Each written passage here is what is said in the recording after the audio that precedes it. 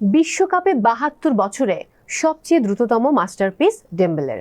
নরওয়ের বিপক্ষে মাত্র ৩২ মিনিটে হ্যাট্রিক করেন ফরাসি এই ফুটবল তারকা ওসমান ডেম্বেলে। এবং এখন শুধু সবার মুখে মুখে ওসমান ডেম্বেলের কথা, কারণ এবারের বিশ্বকাপে এখন পর্যন্ত হয়েছে ৩টি হ্যাট্রিক। প্রথমটি লিওনেল মেসি, তারপরেরটি ডেভিড, এবং শেষ যেই হ্যাট্রিক আমরা দেখেছি এত দ্রুত সময়ে হ্যাট্রিক গত ৭২ বছরের বিশ্বকাপে অন্য কেউ করেনি। প্রিয় দর্শক, সবাইকে ওয়েলকাম করছি টিবিএস ম্যাচ অ্যানাটমিতে। সঙ্গে আছি মো।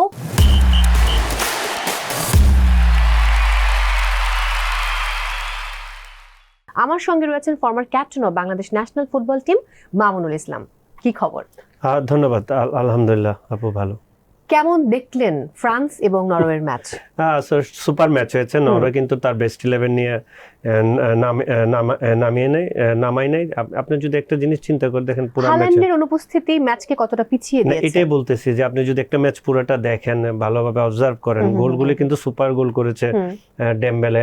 তিনটা গোল এক্সেলেন্ট গোল, এক্সট্রাঅর্ডিনারি গোল। আপনার ড্রিবলিং করে গুড ফিনিশ, বাম পা ডান পায়ে দুই পায়ে ফিনিশ করেছে। নর্মাল কথা ছিল, নরওয়ে কিন্তু সুযোগ ক্রিয়েট করেছিল। পেনাল্টি যখন পেয়েছে তখন যদি গোলটা হয়ে যেত, ফ্রান্স প্রেসারে থাকতো। বাট তারা ফ্রান্সকে প্রেসার করার মতো যে সুযোগগুলি পেয়েছিল, সেই সুযোগগুলি যদি কাজে লাগাতো, আজকে ম্যাচটা 4-1 হতো না। আপনার ধরেন 4-3 বা 3-2 মধ্যে থেকে যেত। বাট হয় কি, ওই নরওয়ে আই থিঙ্ক এই ম্যাচটা এভাবে সিরিয়াস নেয়। ফ্রান্স আসলে তাদের কোচ না থাকাটায় যে প্রবলেমটা ফেস করতে হয়েছে, আপনি খেয়াল করে দেখবেন। মানে একটা হেড কোচ বেঞ্চে না থাকলে প্রবলেমটা আপনার টিমের মধ্যে এটা এফেক্ট আসে। ফ্রান্সের ডিফেন্স লাইন কিছুটা উইক ছিল, তারা নরওয়ে অ্যাটাক করতেছিল, স্পেস পাচ্ছিল, বাট তারা স্কোর করতে পারছিল না। বাট আমি মনে করি ম্যাচটা 4-1 রেজাল্ট দেখে ইন দ্য ম্যাচের আপনার ভিউটা বুঝবেন না, ফ্রান্স বেটার ফুটবল খেলেছে। নরওয়ে স্পেস সুযোগ পেয়েছে, কিন্তু নরওয়ের সুযোগগুলি কাজে লাগাতে পারেনি। তারা পেনাল্টি মিসের পর মনে হলো না, তারা আসলে ওই জায়গাটুকুতে হাল্যান্ড না থাকলে তাদের প্রবলেম অন্য ম্যাচে আপনাকে ফেস করতে হবে। এক্স্যাক্টলি। এবং হাল্যান্ডের মতো একজন প্লেয়ার, নাম্বার 9, এবং তার যে হাইট সম্ভবত 6 ফিট 5 এরকম কিছু একটা হবে হয়তো। হাইটের থেকে সবচেয়ে বেশি হলো তার গতি, হ্যাঁ, তার স্পিডটা, ইনস্ট্যান্ট স্পিডটা এবং তার ফিনিশটা আসলে সুপার। কারণ সে মানে একজন হাল্যান্ডের মতো নাম্বার 9 ডিফেন্ডারের মাঝখানে থাকবে, মানে ডিফেন্ডারের জন্য এটা টাফ জব যে তাকে স্টপ করানো। কারণ ডিফেন্ডারের পিছনে স্পেস যদি সে পায়, সে কিন্তু সেটা ডেঞ্জার। এবং ক্রসও দেখবেন সে মিট করে, কারণ তার হাইট অনেক বড়।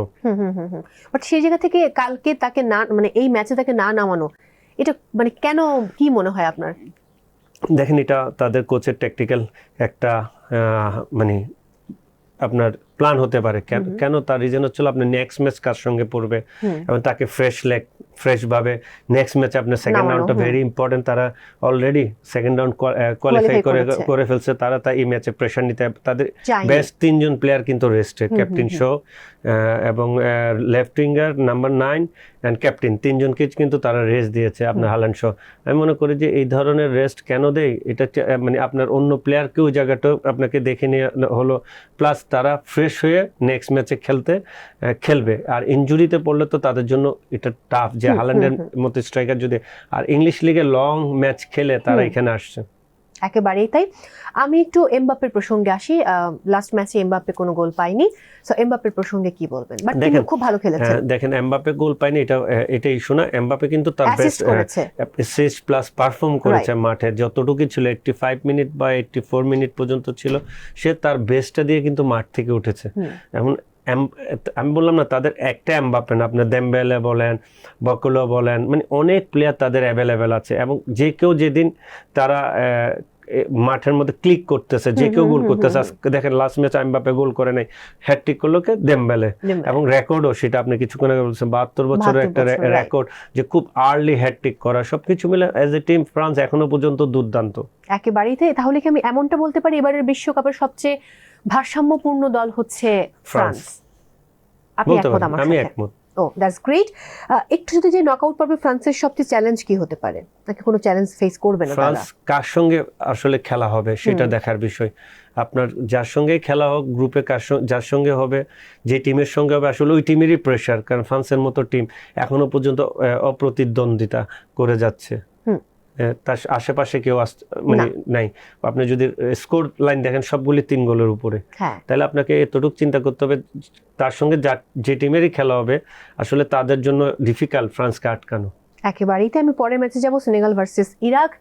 5-0 এমনটা হবারই কথা। ইরাক খুব একটা ভালো খেলেনি, অন্যদিকে সেনেগাল ভালো আসলে খেলেছে last, আসলে ম্যাচটা এক পেশে লেগেছে আমার কাছে আসলে সেনেগাল খুব ভালো টিম।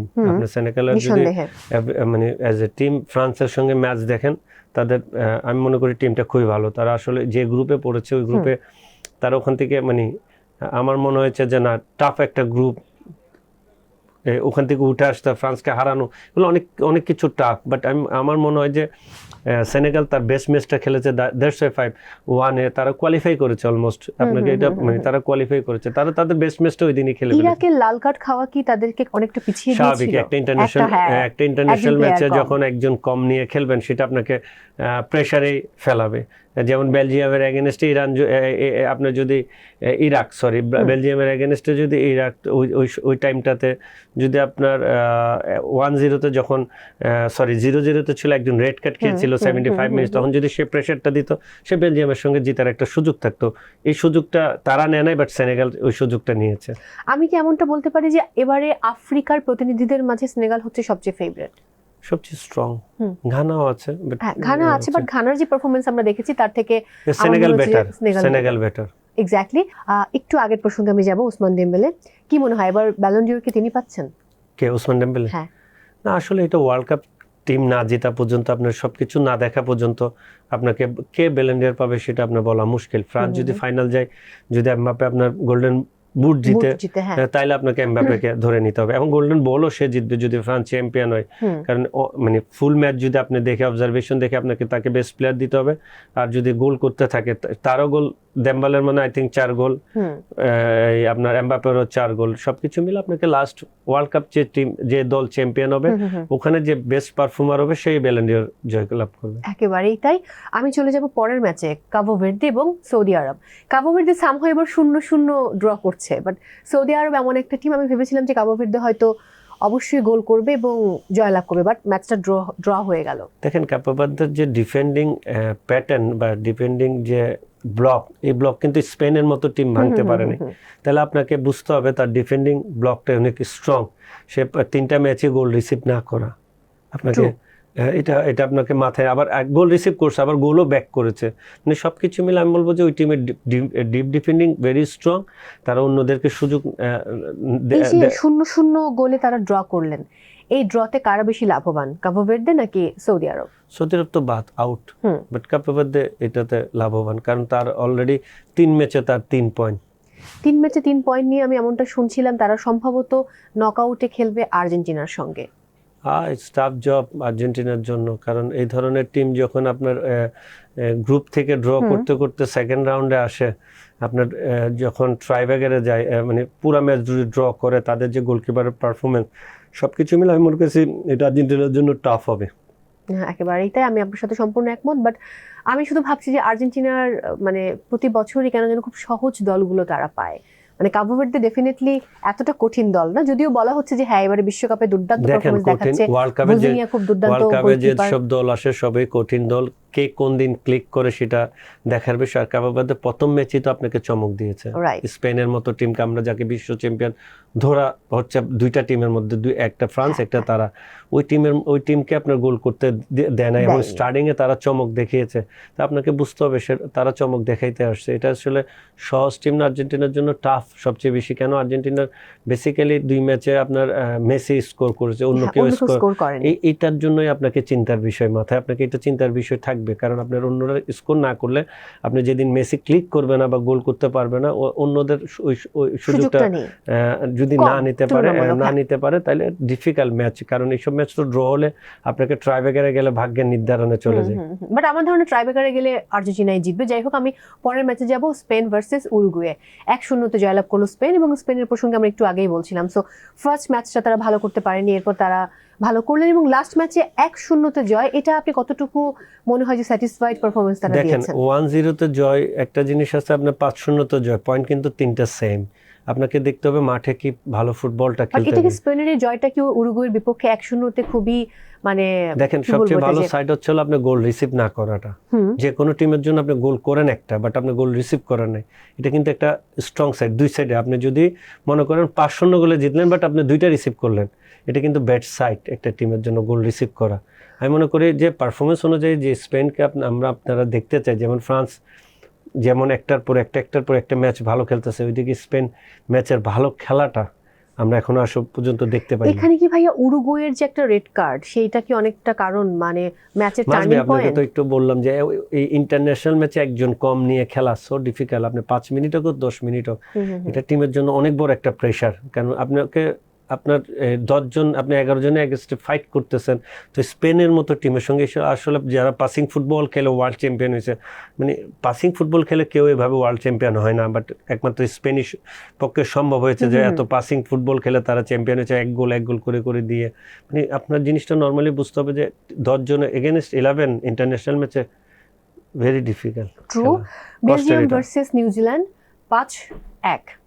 সো নিউজিল্যান্ডের প্রবলেমগুলো কোথায় ছিল, দুর্বলতাগুলো কি ছিল? দেখেন, এটা মনে হয় আমার ম্যাচ দেখে মনে হচ্ছে ওপেন ফুটবল খেলতে যে এই রেজাল্টটা, এবং বেলজিয়ামের রূপে চলে আসছে। বেলজিয়াম যে 2টা ম্যাচ লাস্ট ম্যাচ খেলেছে, তাদের বেশিরভাগ ইরানের ম্যাচটা তারা আসলে অনেক গোল মিস করেছে, এদিকে সুযোগগুলি কাজে লেগেছে এবং গোল পেয়েছে। আমি মনে করি যে বেলজিয়ামের বেস্ট পারফর্মটা খেলেছে। নিউজিল্যান্ডও চেয়েছে জিতার জন্য, লাস্ট ম্যাচ কোয়ালিফাই করতে হবে। কোয়ালিফাই করার জন্য 50-50 ম্যাচ, ওপেন ম্যাচ খেলতে গিয়ে এই গোলের রেজাল্ট। আগামীকাল সকাল 8টায় সবচেয়ে হাই ভোল্টেজ ম্যাচ, যদিও হাই ভোল্টেজ বলবো কিনা জানি না, কারণ প্রতিপক্ষ জর্ডান। আর্জেন্টিনা এবং জর্ডান মুখোমুখি হচ্ছে। দেখেন, আমাদের এশিয়ার একটা টিমের সঙ্গে মুখোমুখি হচ্ছে, এবং লাস্ট ম্যাচ অলরেডি আমরা বলি আর্জেন্টিনা গ্রুপ চ্যাম্পিয়ন হয়েছে, বাট লাস্ট ম্যাচের আপনার কিছু প্লেয়ার চেঞ্জ হতে পারে বা নাও হতে পারে, কেউ রেস্টে যেতে পারে। সবকিছু মিলে একটা নতুন টিম যদি নামায়, তা আমি মনে করি যে যারা অনেক লম্বা লিগ খেলে আসতেছে তাদের রেস্ট হবে, এবং কিছু প্লেয়ার আপনার দেখার সুযোগ হয়ে গেল যে নেক্সট ম্যাচ তাকে দিয়ে কাজে লাগাতে পারে। আমরা যেরকমটা নরওয়েতে দেখলাম যে হাল্যান্ডকে নামানো হয়নি, তাকে রেস্ট দেওয়া হয়েছে পরবর্তী ম্যাচ খেলার জন্য। এমন কোনো সম্ভাবনা আছে যে মেসি নামবেন না? কারণ তিনিই তো গোল করছেন। দেখেন, আমি আর্জেন্টিনা কোচের ব্যাপারে আমরা সবসময় বলি তার চুজ কি, তার ফরমেশন কি, তার টিম কি, কেউ কিছু বলতে পারে না। আই থিঙ্ক আপনি মেসিকে না খেলালেও রেস্ট দিলে বেটার হয়, আবার মেসি খেললেও টিমের একটা জায়গায় যখন আপনার মেসি ভিত্তিক খেলা হয়, মানে আমরা কিছুটা মেসি মুভমেন্টগুলোর উপর ডিপেন্ড করে ফুটবল খেলা হয়, তাহলে আপনাকে বুঝতে হবে যে আমি মনে করি একটা নিউ টিম নামিয়ে আপনি নিউ স্টাইলে ফুটবল খেলতে পারেন, হাই প্রেসিং ফুটবল খেলতে পারেন, যেটা আর্জেন্টিনা মেসি না খেললে করে। জর্ডান কি কোনো রকম কোনো চমক দেওয়ার সম্ভাবনা রয়েছে নাকি না? গ্রুপের লাস্ট ম্যাচ হইতে পারে সম্ভাবনা, তারও যদি ওপেন ফুটবল খেলতে যায় আর্জেন্টিনার সঙ্গে ডিফিকাল্ট। আর যদি আপনাকে ধীরে ডিফেন্ডিং চ্যাম্পিয়ন এবং সেখানে লিওনেল মেসি রয়েছে, মেইন জিনিস হলো ধীরে সুস্থ যদি আপনাকে ট্র্যাপিং এ ফেলে খেলতে যায়, ফুল ডিপ ডিফেন্ডিং করে আপনাকে সুযোগ না দেয়, ওইটা করলে জর্ডানের জন্য সুযোগ থাকে কাউন্টার এটাকে। বাট আপনি যদি জিততে আসেন আর্জেন্টিনার সঙ্গে, এটা আপনাকে ফেস করতেই হবে, যেমন নিউজিল্যান্ড বেলজিয়াম ম্যাচের আপনি রেজাল্টটা দেখতে পাচ্ছেন। একেবারে। এইটা প্রিয় দর্শক, এই মুহূর্তে আমরা দেখে নিব আর্জেন্টিনা এবং জর্ডানের এই ম্যাচটাতে সম্ভাব্য লাইন আপ কি হতে পারে।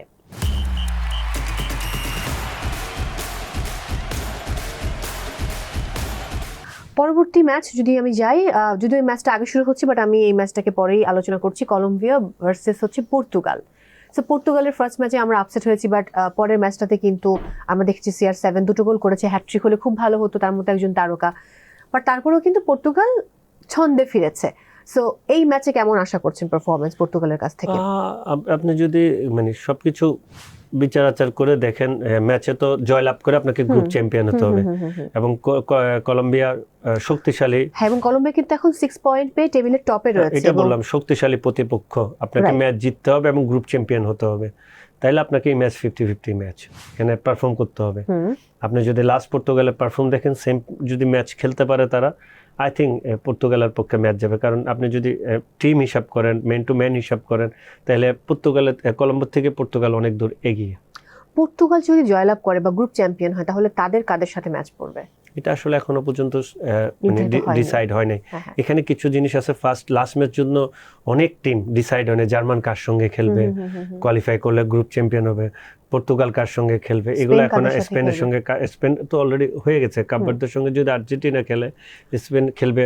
এগুলো এখনো গ্রুপ ওই ধরনের ম্যাচের পর, আজকের ম্যাচের পর আপনি আজকে রাতেই পেয়ে যাবেন কে কার সঙ্গে খেলতে পারবে। দর্শক, এই মুহূর্তে স্ক্রিনে দেখে নেব পর্তুগাল এবং কলম্বিয়ার এই ম্যাচে সম্ভাব্য লাইন আপ কি হতে পারে।